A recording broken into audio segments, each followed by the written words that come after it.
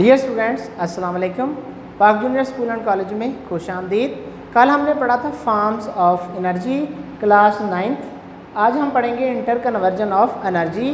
तो इसका बेसिक मतलब सुनेंगे। अगर हमारे पास एक एनर्जी है, कौन सी एनर्जी है? जैसा कि आपने खाना खाया, आपके पास एनर्जी आ गई, केमिकल एनर्जी फूड से मिली आपको, वहाँ पर केमिकल रिएक्शंस हुए हैं, आपकी बॉडी के अंदर हीट बनी है, आपको हीट एनर्जी है, यानी कि आपके मसल्स को एनर्जी मिली है, मस्कुलर एनर्जी आपके पास मौजूद है।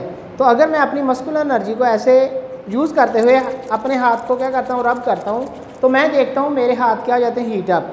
मेरे हाथ हीट अप हो जाते हैं। इसका मतलब क्या है कि यहाँ पर एनर्जी बन गई है। कौन सी एनर्जी है? ये है हीट एनर्जी। तो हीट एनर्जी कहाँ से आई है? ये आई है मेरी मस्कुलर एनर्जी से, जो मैंने यहाँ पर मैकेनिकल एनर्जी अपने लगाई है, यानी कि मैंने अपने अंदर जो मेरे पास मौजूद थी वो मैंने हाथों को दी है, वो मैकेनिकल एनर्जी बन गई। मेरे पास कौन सी एनर्जी थी? Chemical.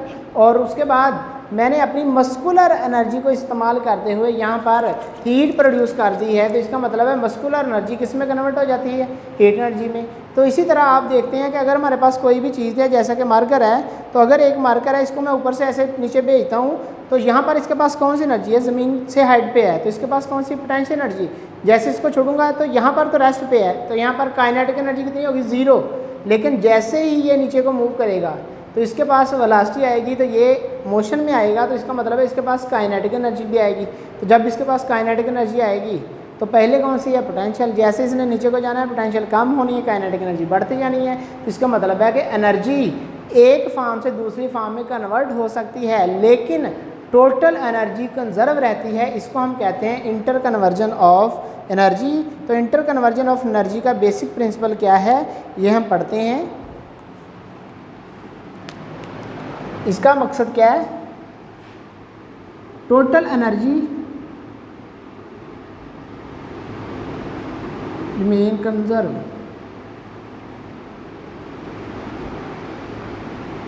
Total energy remain conserve. उसके बाद दूसरा पॉइंट क्या है? Energy converted from one form to another.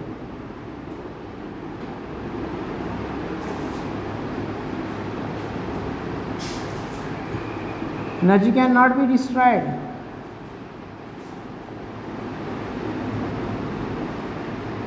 और उसके अलावा आप क्या कह सकते हैं? Energy can not be destroyed और energy can not be generated. तो यहाँ पर हम इस बात को मज़ीद आगे लेके चलते हैं और एक एग्जांपल या एक्टिविटी से मैं आपको समझाने की कोशिश करता हूँ।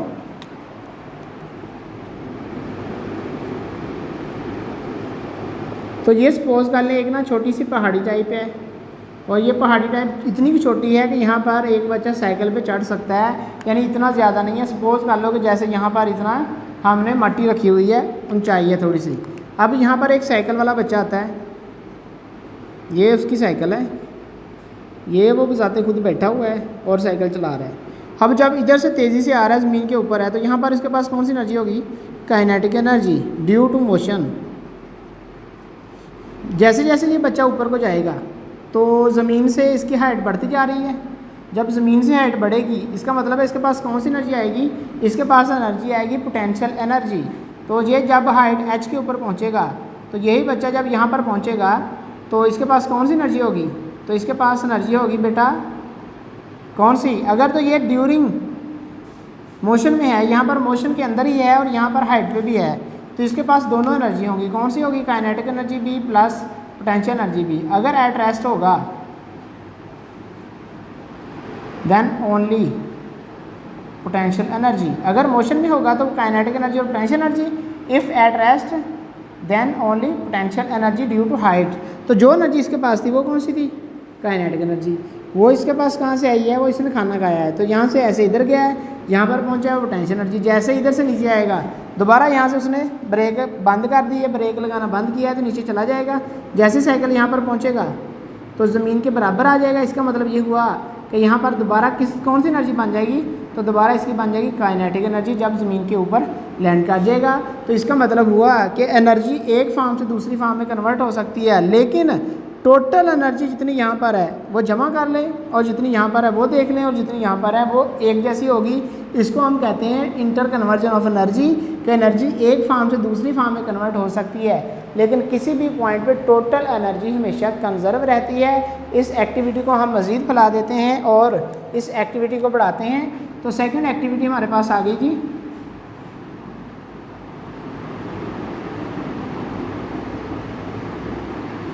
सपोज कर लें कि ये हमारे पास ना एक ओशन है,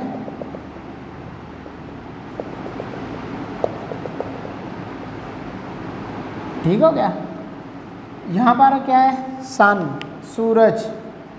सूरज चलो रेड कर देते हैं, बहुत गर्म है सपोज, तो ये हमारे पास हो गया जी सन, ठीक हो गया। अब यहाँ से क्या निकलेगी, लाइट किधर आएगी, नीचे को। अब लाइट एनर्जी इधर आ रही है, जब यहाँ पर पहुँचेगी इसका क्या बढ़ाएगी, इंक्रीज टेम्परेचर। इस वजह से क्या होगा, इंक्रीज इंटरनल एनर्जी।